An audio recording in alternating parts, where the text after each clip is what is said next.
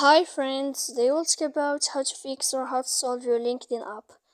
To know how to fix or how to solve your LinkedIn, you should just go to settings. After that, we click apps, default apps, app settings. Here in this list, you will enter to the window of LinkedIn.